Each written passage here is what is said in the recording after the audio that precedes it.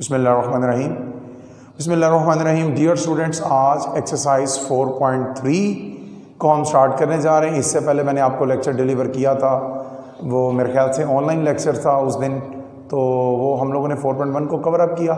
आज हम स्लोप और equation of the line find करने जा रहे हैं। तो पहला first of all first question देखते हैं बेटा।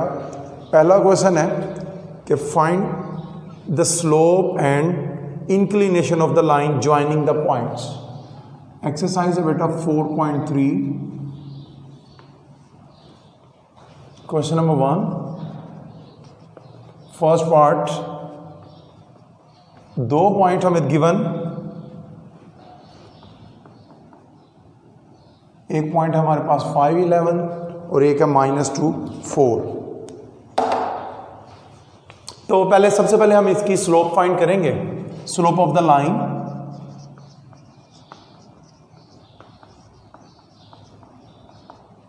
बेटा स्लोप ऑफ द लाइन का फॉर्मूला देखते हैं, वो क्या है। Slope of the line equal to y2 minus y1 divided by x2 minus x1। So slope का हमारा फॉर्मूला होता है y2 minus y1 over x2 minus x1। अब यहाँ पे हम लोग, आपकी अपनी चॉइस है कि आप किस पॉइंट के कोऑर्डिनेट्स को x1 y1 और किस पॉइंट के कोऑर्डिनेट को x2 y2 चूज करते हैं, सेलेक्ट करते हैं। मैं यहाँ पे जो फर्स्ट पे पॉइंट दिया गया, इसके कोऑर्डिनेट x1 y1 और इसके कोऑर्डिनेट x2 y2 इस तरह से सिलेक्ट करने जा रहा हूँ। तो अगर मैंने -2 को x1 और 4 कह दिया y1, इसी तरह 5 को x2 और 11 को y2 कह दिया, तो फिर ये वाला formula slope of the line वाला y2 minus y1 over x2 minus x1, ये हम लोग यूटिलाइज करेंगे। किस तरह से करेंगे बेटा? सबसे पहले देखा जाएगा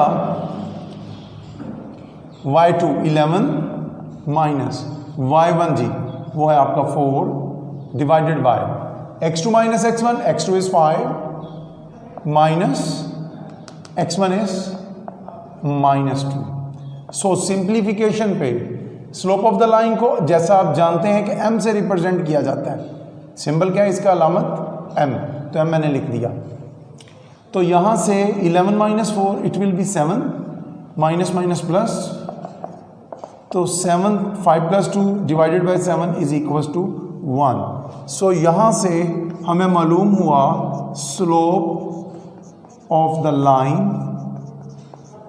इज इक्वल टू 1। अब इसका इंक्लिनेशन हम सपोज करते हैं, let alpha be the angle, तो tan अल्फा किसके इक्वल होगा? हम सबको मालूम है tan अल्फा किसके स्लोप के इक्वल होता है। स्लोप हम लोगों ने 1 फाइंड किया हुआ है, तो यहां से tan अल्फा, आप अगर m की वैल्यू जो कि आपके पास 1 है, इस 1 को आप सब्स्टिट्यूट कर दें m की जगह पे, तो tan alpha is equals to, it will be is equals to 1। तो यहाँ से आपके पास अल्फा आ जाएगा tan इनवर्स 1 और tan इनवर्स 1 45 डिग्री या π/4 रेडियन आपका आ गया। Is it clear? सो इसी तरह से आप सेकंड पॉइंट, इसमें एक चीज़ है सेकंड पार्ट में जो आपको समझाने वाली है, बड़ी बहुत इंपॉर्टेंट। सेकंड पार्ट है बेटा, point is 3 minus 2 and the second point is 2 7। First of all हम यहां पे फॉर्मूला यूज करेंगे स्लोप ऑफ द लाइन का। तो यहां से स्लोप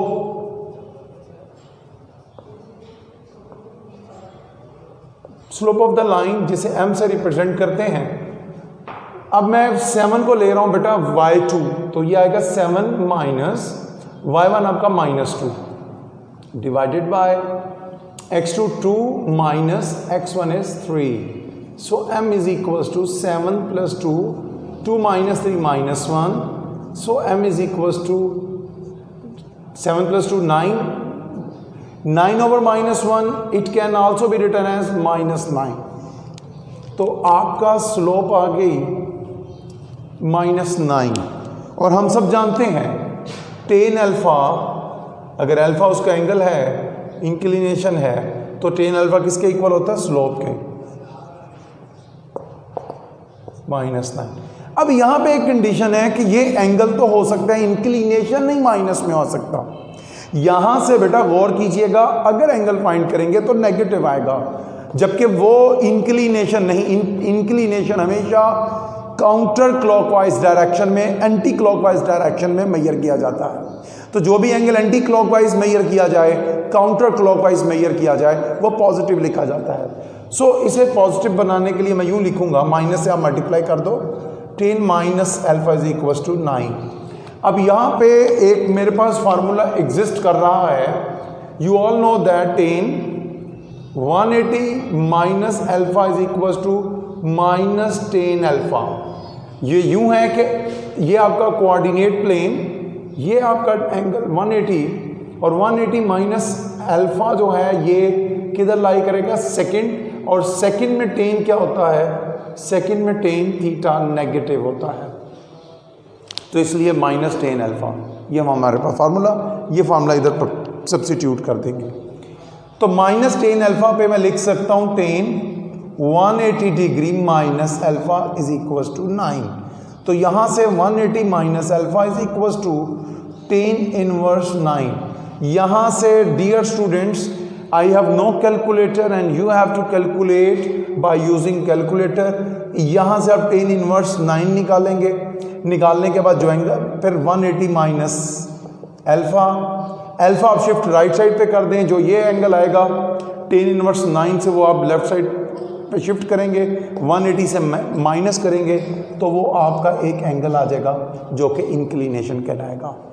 ठीक है डियर स्टूडेंट्स, इसको आप देख लीजिए, नोट करने की ज़रूरत नहीं है क्योंकि ये यूट्यूब पे चैनल पे दे रहा हूँ, तो वहाँ पे आप इसको रोककर वीडियो को नोट कर सकेंगे। तो नेक्स्ट मूव करते हैं, इसी एक्सरसाइज के फर्दर क्वेश्चंस करते हैं बेटा।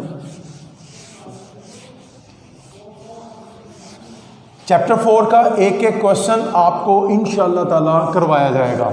सो आपने लेक्चर विद डीप इंटरेस्ट लेना है।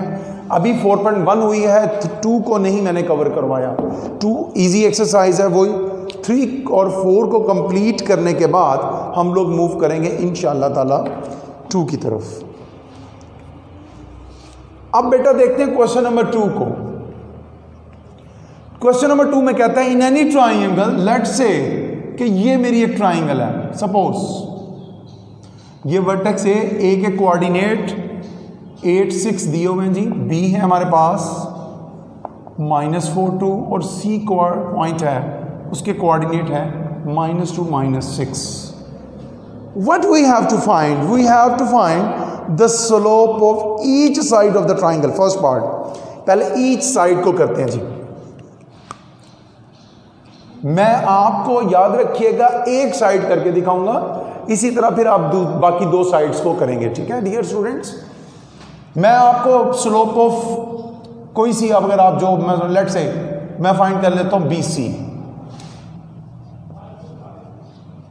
Slope of the side BC।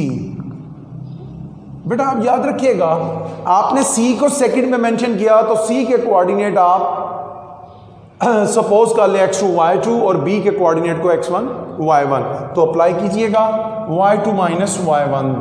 y2 है आपके पास -x माइनस, बेटा y1 क्या है आपके पास, वो है 2। इसी तरह x2 आपका -2 माइनस x1 आपका क्या है -4। So it will B -6 -2 divided by -2 + 4। Simplify कर लें, न्यूमिनेटर में आ रहा -8 और डिनोमिनेटर में 2, कैंसिल होने के बाद आपकी स्लोप आ गई -4। ये आपकी स्लोप ऑफ BC। इसी तरह से आप स्लोप ऑफ AC, इसी तरह से स्लोप ऑफ AB आप फाइंड करेंगे। सेकेंड पार्ट जो कि बड़ा मजे का है, बड़ा समझने वाला, कॉन्सेप्चुअल, उसमें डिमांड ये करता है जी each median of the triangle. हमने हर ट्राइंगल की हर साइड के मीडियन की स्लोप फाइंड करनी है। देखें बेटा, मीडियन पहले ड्रॉ करते हैं। हमारे पास ये एक ट्राइंगल है डियर स्टूडेंट्स, ए के कोऑर्डिनेट थे हमारे पास 8 6, बी के थे हमारे पास -4 2 और सी के कोऑर्डिनेट थे -2 -6। बेटा साइड BC का मीडियन क्या होगा? सपोज ये AD will be the median. Median की करैक्टरिस्टिक्स क्या है? मीडियन की करैक्टरिस्टिक्स हैं कि वो साइड साइड BC का अगर आप मीडियन ड्रॉ कर रहे हो तो BC के मिड पॉइंट पे वो इंटरसेक्ट करेगा और at an right angle intersect करेगा।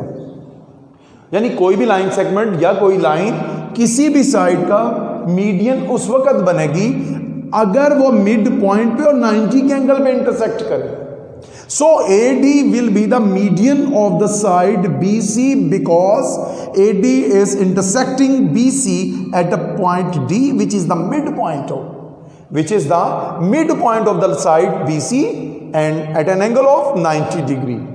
So AD is the median and D is the midpoint. So by ratio formula we can find the coordinates of the point D. हम यूं लिखेंगे यहां पे S D is the midpoint of the side BC, therefore coordinates of the point D is जी कैसे find करेंगे बेटा? Mid point का formula x2 plus x1 divided by 2, x1 plus x2 -4 -2 divided by 2, y2 plus y1 2 -6 by 2। So क्या आएगा? ये coordinates बन जाएंगे आपके -2 -4 -6 बाय 2 -3 2 -6 -4 -4 बाय 2 -2। सो आपके D के कोऑर्डिनेट आ गए बेटा, ये आपके D पॉइंट के कोऑर्डिनेट बन गए -3 -2। सो AD आपका मीडियन था। आपको मीडियन की स्लोप निकालने के लिए दो कोऑर्डिनेट्स की ज़रूरत थी, दो पॉइंट्स के। A गिवन था, D गिवन नहीं था। D मिड पॉइंट था। मिड पॉइंट की करैक्टरिस्टिक्स को यूज़ करते हुए हम लोगों ने इसके कोऑर्डिनेट्स फाइंड कर लिए। अब डियर स्टूडेंट्स हम लोग AD मीडियन की स्लोप फाइंड करने जा रहे हैं। Slope of the median of the side BC that is AD, जो कि AD है ना, वो क्या आएगी जी slope? y2 -2 over -6, y2 minus y1, x2 minus 3 minus x1 8। आप इसे सिंप्लीफाई कर लीजिए, it will be -8 over -11, so minus से cancel out 8/11। So this is the second part, how we find the, आप लोगों ने देखा how we find the slope of the median of the triangle. इसी तरह से डियर स्टूडेंट्स आप ये मीडियन ड्रॉ करोगे, ये मिड पॉइंट E लेट से फाइंड कर लोगे, फिर ये आप मीडियन ड्रॉ करोगे, फिर इसके मिड पॉइंट आप फाइंड कर लोगे। बेटा जब आप E आप फाइंड कर लोगे तो स्लोप ऑफ BE वो मीडियन बन जाएगा साइड AC का। इसी तरह से CF ये मीडियन होगा किस साइड का? AB का। तो फिर CF की स्लोप जब आप निकालोगे वो मीडियन की स्लोप बनेगी किस साइड के? AB की। जब आप BE निकालोगे वो भी मीडियन है किस साइड का? AC का। इसी तरह से आप बाकी इसके दो साइड्स के मीडियन फाइंड आउट करोगे उनकी slopes. And the third part is, वो कहता है जी कि find each altitude of the triangle. Her side के एल्टीट्यूड की आप लोगों ने क्या फाइंड करनी है? स्लोप फाइंड करनी है। मैं यहां पे ये जो पहले वाली ट्राइंगल यूज की गई है बेटा, BC साइड जो आपकी है इसका एल्टीट्यूड क्या होगा? इसका एल्टीट्यूड ये होगा, लेट से ये H बनता है, AH will be the altitude. अब एल्टीट्यूड की करैक्टरिस्टिक्स क्या है? अगर आपने BC साइड का एल्टीट्यूड ड्रॉ किया तो वो BC के ऑपोजिट वर्टेक्स से ड्रॉ किया जाएगा। करैक्टरिस्टिक्स क्या होंगी? एक ही characteristics which is very important, कि वो जिस साइड का ड्रॉ करना है उसके ऑपोजिट वर्टेक्स से ड्रॉ होगा और 90 के एंगल पे होगा। किस एंगल पे होगा? 90 के एंगल पे। और हम सब जानते हैं, let's say we have two lines L1 and L2 and both are perpendicular to each other and the slope of the line L1 is M1 and the slope of line L2 is M2. If the line L2 is perpendicular to L1, then what will be the relation between their slopes? Their slopes having the relation M2 is equals to -1 over M1. In other words, you can say that the product of their slopes are equal to -1. तो ये characteristics होगी। अब हमें मालूम कि BC का altitude draw किया वो AH है, तो जो BC की स्लोप है उसका हम लोग नेगेटिव साइन के साथ क्या ले लेंगे? रेसिप्रोकल ले लेंगे, क्योंकि हमें मालूम कि M2 किसके इक्वल आया था? -1 over M1।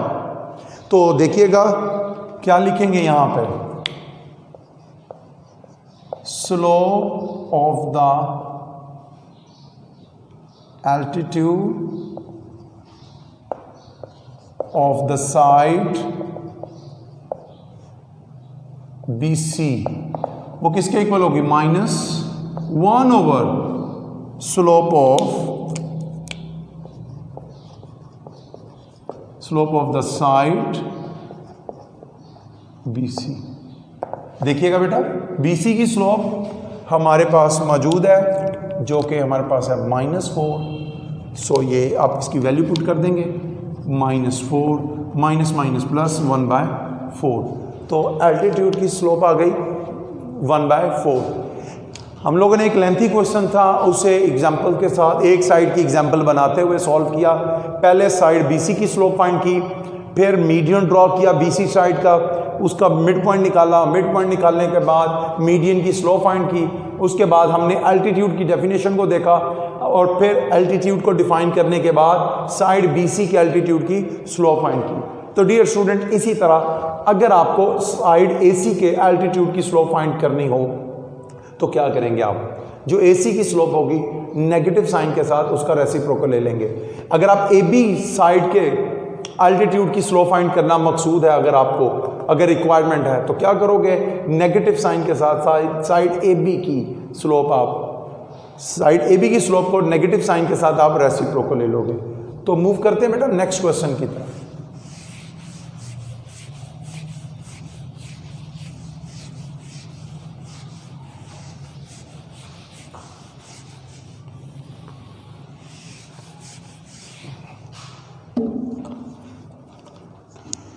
बेटा क्वेश्चन नंबर इसके बाद 3 है। 3 में bye means of slopes show that the following points lying on the same line. अब सेम लाइन पे आने के लिए एक ही कंडीशन आपके पास एग्जिस्ट करती है कि उसके जो सेगमेंट्स की स्लोप है वो इक्वल आ जाए। सपोज मैं आपको बड़े इजी से मेथड से समझाता हूं। सपोज हमारे पास ये लाइन है जी, ये लाइन कह लें या लाइन सेगमेंट कह लें, ठीक। इस पे 3 पॉइंट्स, एक ये पॉइंट है, एक ये है और एक ये, 3 पॉइंट्स। मैं इनको नाम दे देता हूं। सपोज ये A, ये B, ये C। अब यार डियर स्टूडेंट ये ध्यान में रखिएगा, A, B और C will lying on the same line. 3 points या 3 से ज्यादा पॉइंट एक लाइन पे जब आए तो उन्हें कोलिनियर पॉइंट्स कहते हैं। So we can say that A, B and C will be collinear if the slope of AB is equals to the slope of BC is equals to the slope of AC। अगर AB की slope BC के slope के equal आ जाए तो फिर AC को find करने की जरूरत नहीं रहती। तो सबसे पहले हम लोग फाइंड करते हैं slope of AB।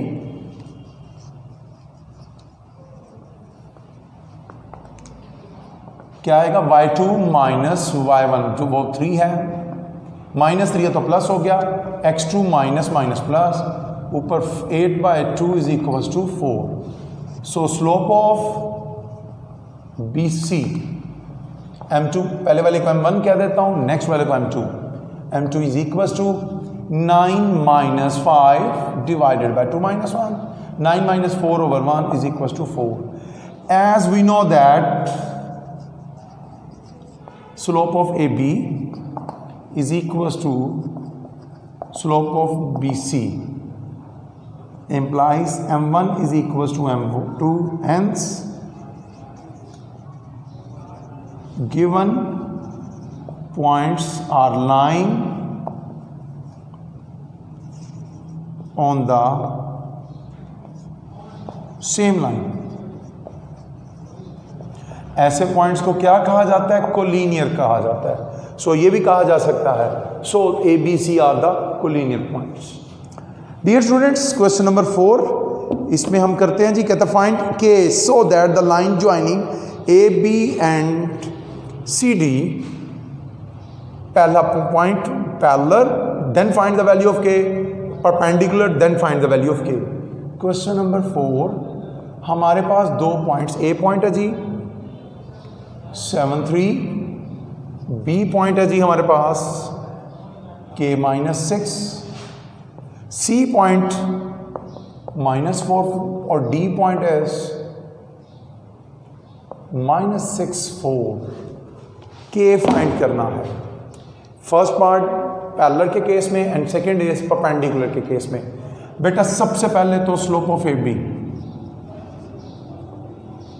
Slope of A B की स्लोप -6, -3. अब आप काफ़ी एक्सपीरियंस्ड हो गए स्लोप फाइंड करने में. आपको मालूम बी अगर सेकंड नंबर पे लिखा गया तो बी के कोऑर्डिनेट x2 y2, ए फर्स्ट पे है तो उसके पॉइंट कोऑर्डिनेट्स को x1 y1, यानी जो पहले पे आ रहा है वो x1 y1 उसके कोऑर्डिनेट्स, जो दूसरे पे आ रहा है उसके कोऑर्डिनेट्स को x2 y2. अगर वाइस वर्सा भी इसका कर लिया जाए, उल्ट भी कर लिया जाए तो वो इट डजंट मैटर, लेकिन हम इसी मेथड को फॉलो करेंगे.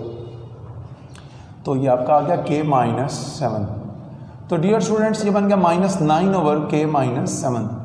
इसी तरह से बेटा स्लोप ऑफ सी डी 4-5 आएगा और -6 + 4 आएगा, तो ये बन गया -1/-2, that will be 1/2. The first part. चलो मैं सेकंड वाला करवाता हूं, perpendicular case.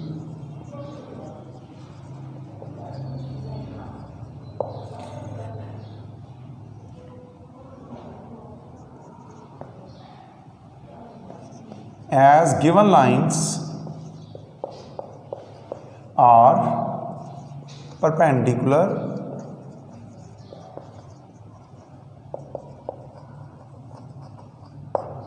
therefore slope of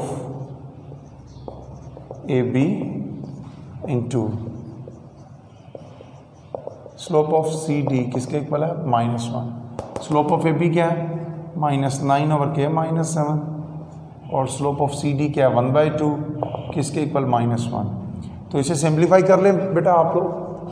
इसे सिंप्लीफाई करेंगे -9 × 1 -9 डिवाइडेड बाय 2 को मल्टीप्लाई कर दें, वो आ गया 2k-14 is equal to -1. Cross multiplying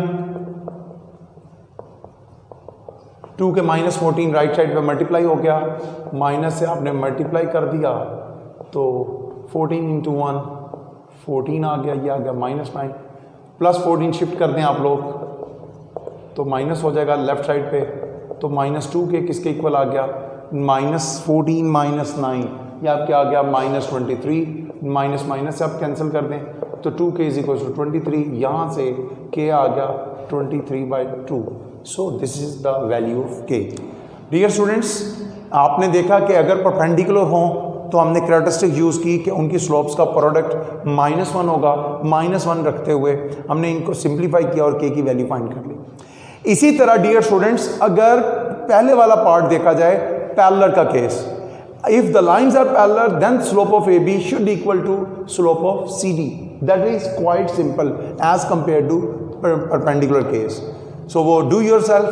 तो मूव करते हैं इंशाल्लाह ताला नेक्स्ट क्वेश्चन नंबर 6 आप लोग, और 5 वाला आप लोग घर से करेंगे. मैं आइडिया आपको देने जा रहा हूँ.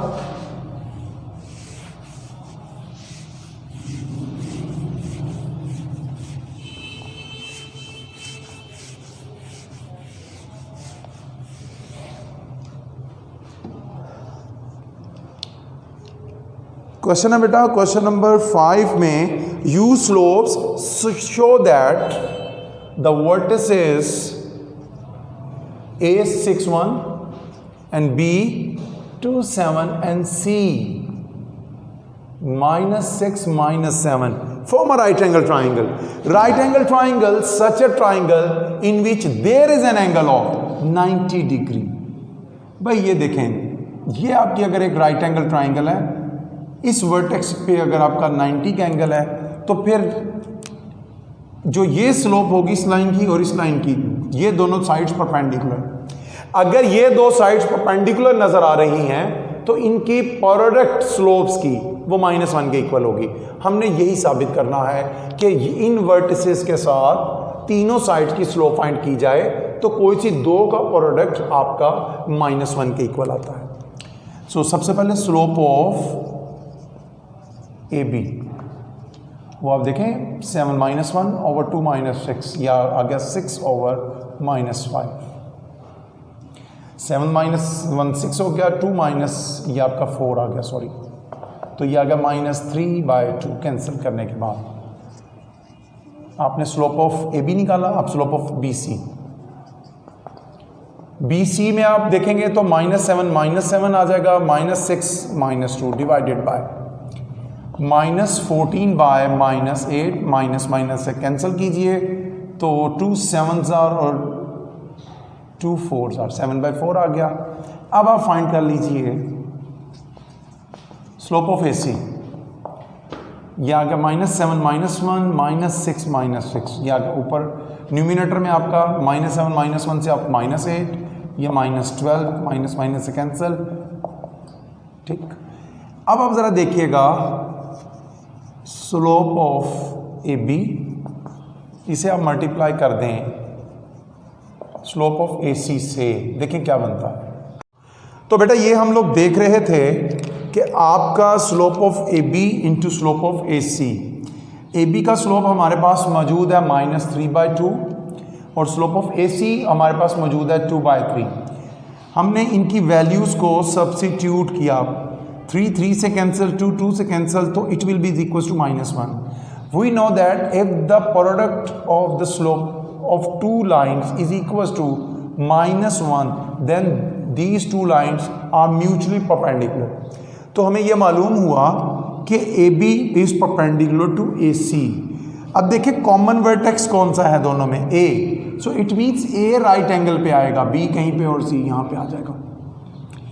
तो हम लोगों ने ये देखा कि AB एक साइड दूसरी साइड के परपेंडिकुलर आ गई, और वी नो दैट किसी भी ट्राइंगल में एट अ टाइम दो साइड्स ही परपेंडिकुलर हो सकती हैं, तीनों तो नहीं आपस में परपेंडिकुलर हो सकती।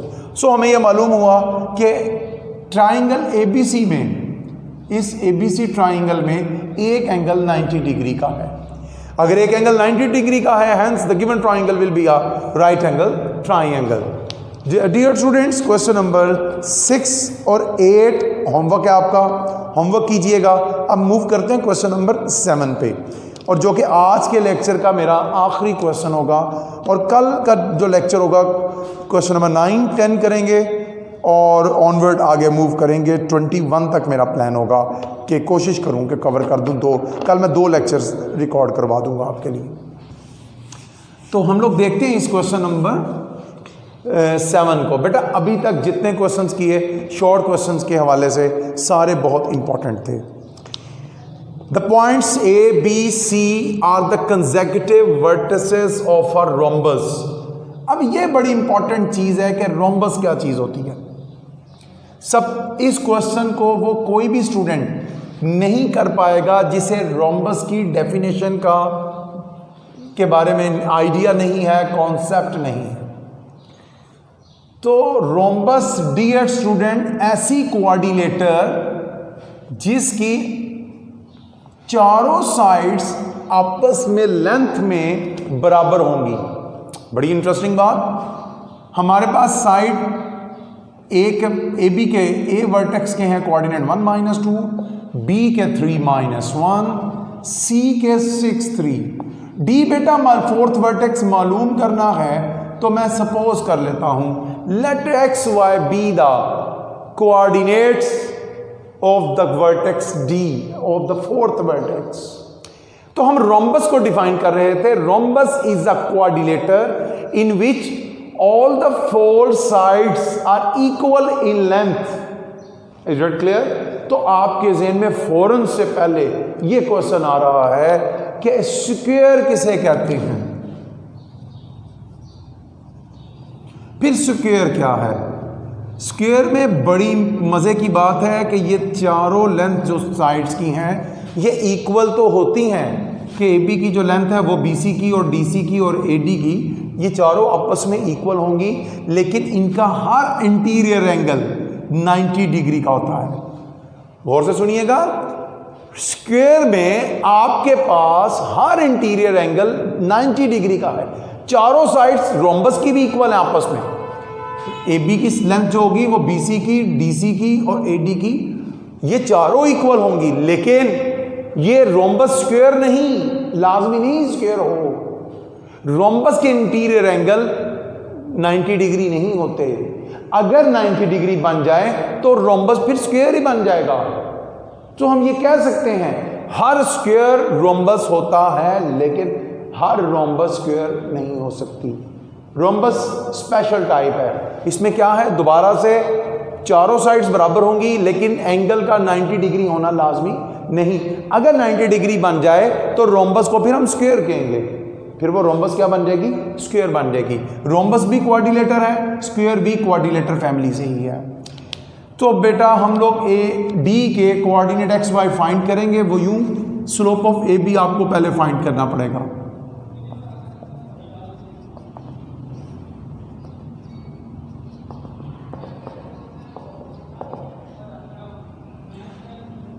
इसी तरह से slope of D C,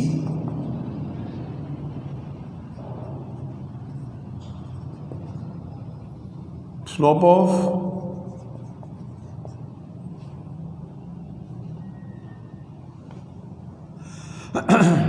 slope of G, इसके बाद आप फाइंड करोगे ए डी,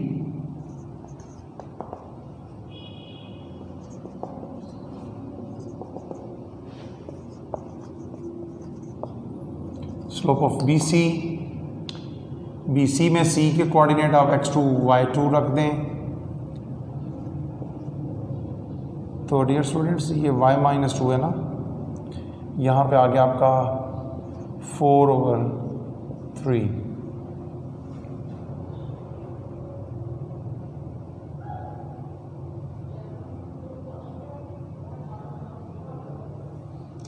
देखिए रोम्बस में 4 साइड्स इक्वल इन लेंथ और पैरेलल होंगे side angle.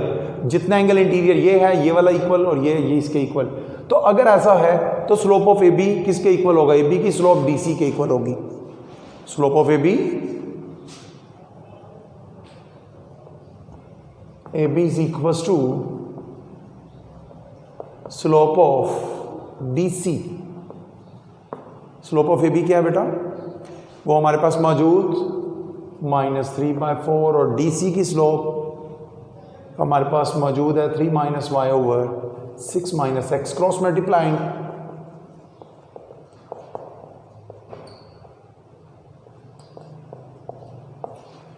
-18 + 3x is equals to 12 - 4y. So 3x + 4y is equals to 12 + 18. It will be 30. 3x + 4y. बेटा ये इक्वेशन नंबर आप 1 रख लो। इसी तरह से आप एक और इक्वेशन बनाओगे, slope of A D is equal to slope of B C. A D की स्लोप आपके पास मालूम है जी, ए डी है y-2 divided by x + 1 is equal to slope of B C 4/3 cross multiplying 3y - 6 4x + 4, ये आपका बन गया 4x - 3y। चलो यूं कर लो, +4 इधर ले आओ, -3y इधर शिफ्ट कर दो, तो ये 4x - 3y आ गया -10, इक्वेशन नंबर 2। अब डियर स्टूडेंट्स इक्वेशन 1 और 2 को साइमल्टेनियसली आप सॉल्व करोगे तो you will get the value of x and the value of y। सो ये वैल्यूज जैसे ही आपके पास आ जाएंगी तो आपका फोर्थ वर्टेक्स फाइंड हो जाएगा। So it's all about today's lecture. आपको होमवर्क मिला है क्वेश्चन नंबर 8 और क्वेश्चन नंबर 6, तो इसे लाजमी कीजिएगा। तो कल तक के लिए इजाज़त, अस्सलाम वालेकुम।